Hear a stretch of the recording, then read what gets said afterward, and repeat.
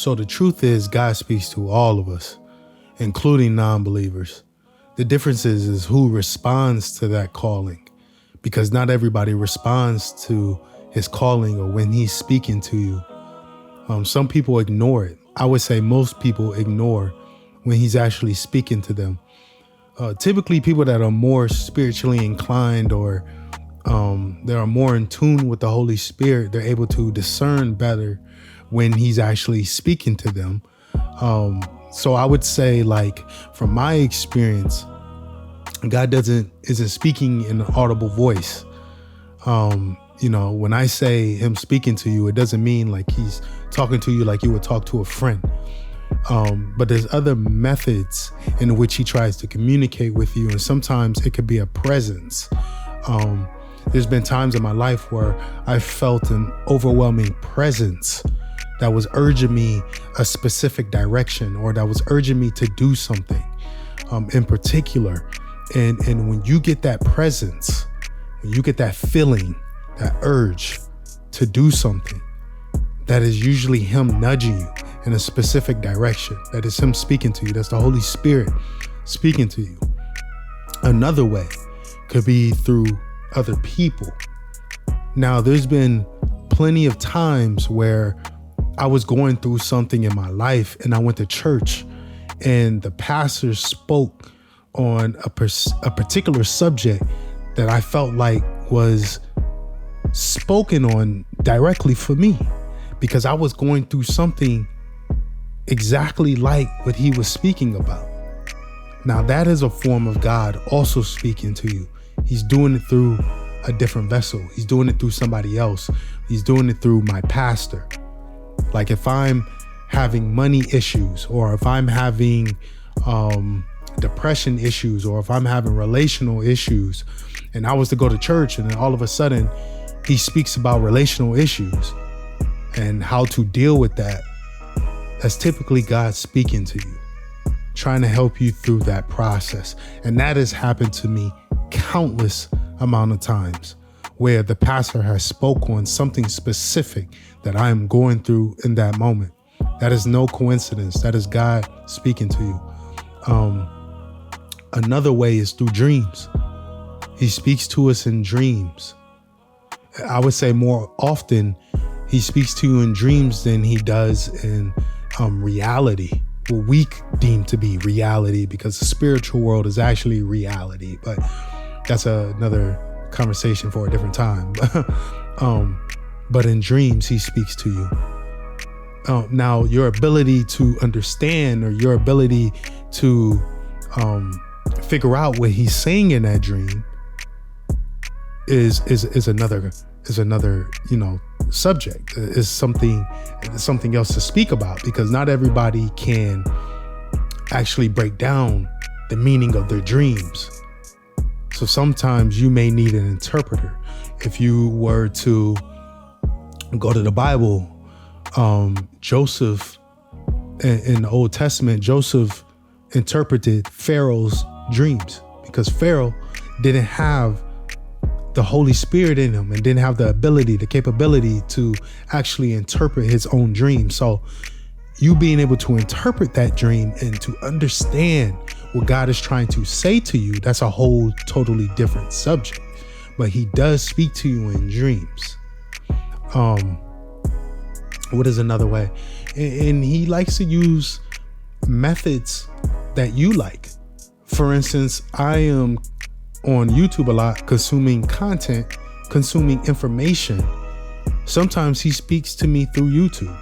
I may come across a pastor, or I may come across a regular YouTuber that makes a video on something in particular that I'm going through, and it speaks directly to my problem. That is him also speaking to you. So he speaks to you through a variety of different means and methods, but it's on you to understand and discern when he's speaking to you, because he does this with all of us. But the regular non-spiritual or religious. I don't like to really say religious too much because I don't really consider myself religious. I believe the Son, the Father, and the Holy Spirit is all there is. So to call me religious is somewhat trying to box me in when I think that's all it is. He's the end all be all. So I guess in this moment I'll say religious, but people that are typically not spiritually inclined or religious, they'll see things as more coincidental or luck. Now, if they were to be going through something and they were to randomly go to church and the pastor preaches on that particular thing that they're going through, they would just deem it up as being a coincidence. Versus somebody who's spiritual, who's filled with the Holy Spirit, we deem it as God. We deem it as God speaking to us. The non-believer deems it as coincidence or just luck or just of random or just of happenings. So he speaks to us. But it's all how you perceive his actual communication to you. It's how you discern what is being spoken to you, how you choose to look at it, which separates you from a spiritual person, or I want to say you because you could be spiritual, but that's what separates a non-believer from a believer, is how you interpret what's happening to you. Now, when I say that overwhelming presence, I'll give you a perfect example of a girl months ago who spoke to me and told me that something's been missing in their life. And something's been urging them to go to church or to find God, but they didn't know what direction to go. And I told her that is God speaking to you. And that's good because she's kind of in the beginning phases of being able to hear him speaking and being able to discern when it's her own voice in her head and when it's him speaking to you. Because when you get filled with the Spirit, that's another ability that comes along with being spiritually inclined, is your ability to discern your own thoughts from the thoughts of God, or your own voice from the voice of God. That is ability. You're not just born with that. You're not just gifted with that. It is something that you develop through the Holy Spirit and your connection with God. And so I like that she is understanding that overwhelming presence that's trying to push her in a particular direction is God speaking to her. And me being a follower of Christ, it's my job to explain that to her. That is him speaking to you. Now, she's asking me, I don't know what religion I should join. And who am I to tell her what religion she should join? I'm starting to detach from religion as a whole. I prefer more non-denominational, whereas, I grew up as Baptist, but I am starting to detach myself from religion, and understanding is all about my relationship with God. Religion aspect of it is man-made. Jesus never once walked the earth and told us that, hey, we need all these different religions. We need Catholicism. We need Baptist. We need Protestant. Never walked the earth and said that. He was the end all be all. God was the end all be all. There's no reason to divide us up. So I tell her that I'm, more non-denominational,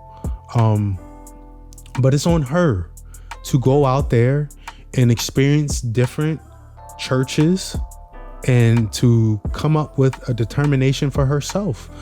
I always tell people it's not my job to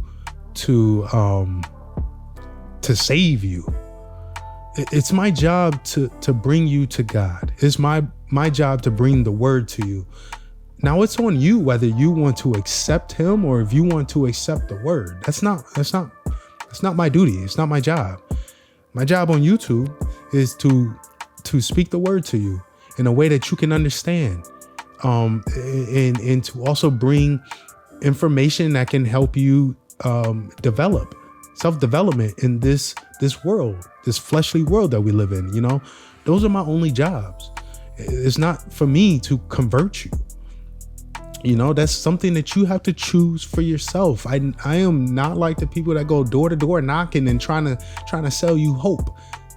I'm not going to sell you hope. I can tell you about my life and how God has affected my life, how he has influenced my life, and what I have seen my life change into because I started following him. I can do that. I can tell you about my story. That's all I can do. You know, Jesus spoke in parables. The disciples asked him, Hey, Jesus, why do you speak to the people in parables? He told them, because you guys know of my works. You guys know who I am. You guys know what I can do. They don't. So I have to speak to them in a way that they can understand. And because Jesus taught that way, that's how I try to bring the word to people, through my story, through a way that you can understand. I believe I have a good story.